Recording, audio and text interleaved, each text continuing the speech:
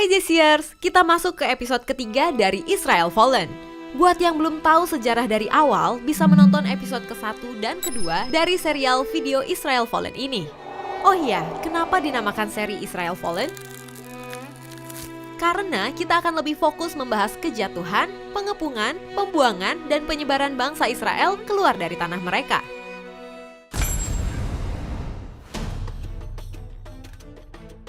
Di episode kedua, kita telah membahas bahwa Alexander the Great dari Yunani menaklukkan dunia termasuk Israel di antara tahun 336 sampai 323 sebelum Masehi. Penguasaan Yunani ini sangat kuat dan berakar dalam budaya orang Israel, bahkan terus berlanjut sampai ke zaman Tuhan Yesus.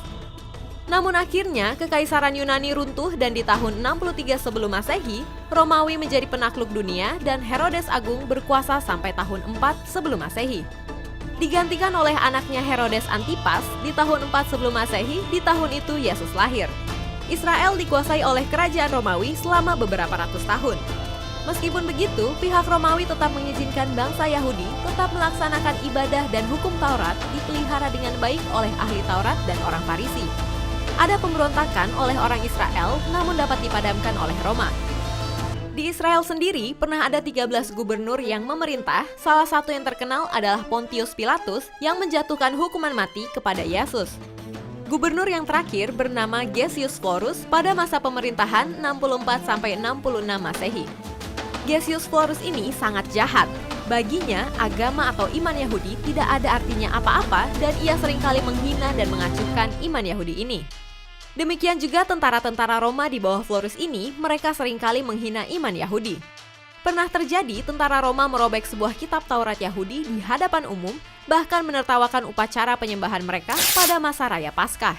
Mereka juga mengizinkan orang kafir membuka toko di depan pintu rumah sembayang Yahudi di Kaisarea sehingga menodai rumah sembayang mereka.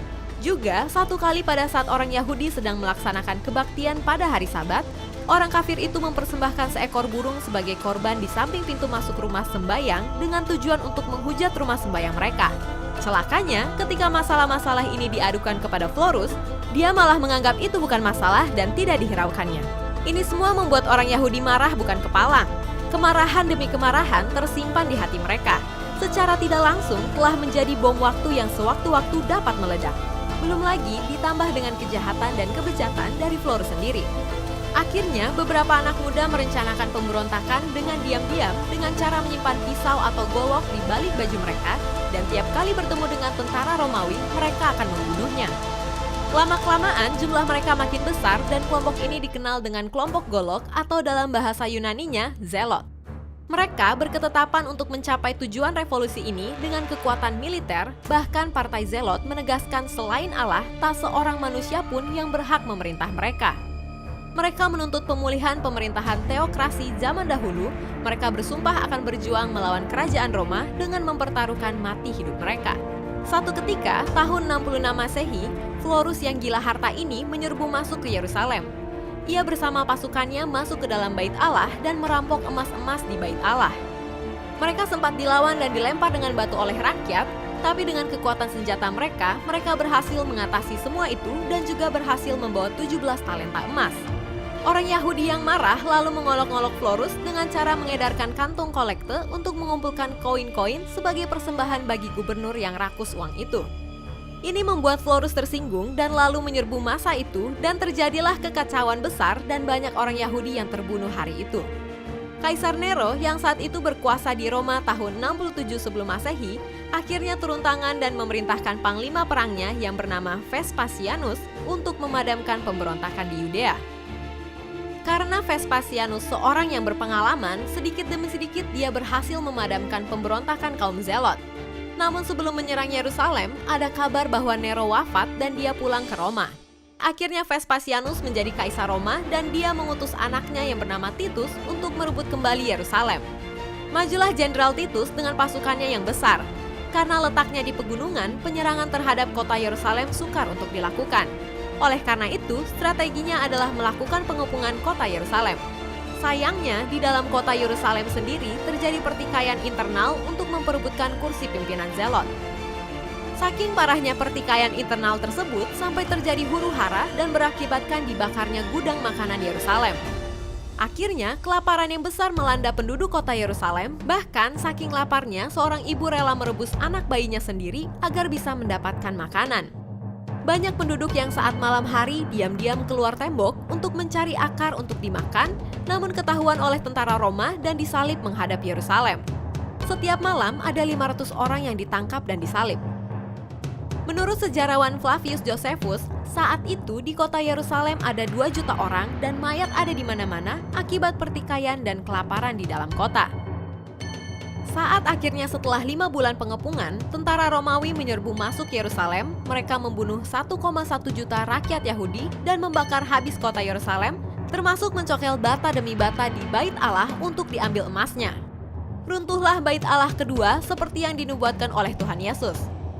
Kemanakah perginya orang-orang Kristen ketika pemberontakan orang Yahudi itu berlangsung? Sesuai peringatan Kristus, mereka lari ketika melihat Yerusalem dikepung pasukan Romawi. Mereka menolak mengangkat senjata dan melawan orang-orang Romawi. Mereka melarikan diri ke Pela di Transyordania. Setelah bangsa Yahudi serta Bait Allah mereka hancur, orang-orang Kristen pun tidak dapat lagi bergantung pada perlindungan terhadap Yudaisme yang pernah diberikan kekaisaran. Karenanya, tidak ada tempat lagi bagi orang-orang Kristen untuk berlindung dari penyiksaan orang-orang Romawi. Saat ini, hanya tembok ratapan yang ada di sisi barat yang merupakan sisa terakhir dari Bait Allah yang dihancurkan oleh Titus. Ya, sejak Jenderal Titus kemudian menjadi kaisar menggantikan ayahnya Vespasianus yang menaklukkan Yerusalem dan membasmi orang-orang Yahudi, maka tamatlah riwayat Israel sebagai sebuah bangsa. Orang-orang Yahudi yang tersisa sudah dibuang dan terserak ke berbagai bangsa. Mereka meninggalkan tanah air mereka dan hati yang hancur lebur terutama karena ingatan mereka akan kota suci Yerusalem. Dalam pengembaraan mereka, air mata sering jatuh ketika mengingat kembali Yerusalem yang dulu dan doa-doa dinaikkan untuk pemulihan Yerusalem. Mereka terbiasa mengutipkan kembali ayat dari kitab Yesaya untuk dinyanyikan. Segitu dulu ya fakta Alkitab mengenai Israel Fallen yang ketiga. Kalau kamu suka dengan video ini, silahkan di-like, apalagi di komen. Karena itu, hal yang paling kita tunggu supaya bisa menjadi berkat juga bagi yang lain.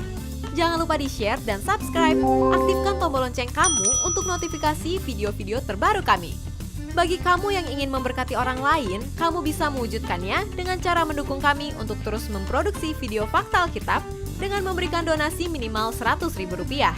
Caranya, kunjungi link ini atau hubungi kami melalui WhatsApp di 0878 7490 5248. Terus saksikan Fakta Alkitab. God bless!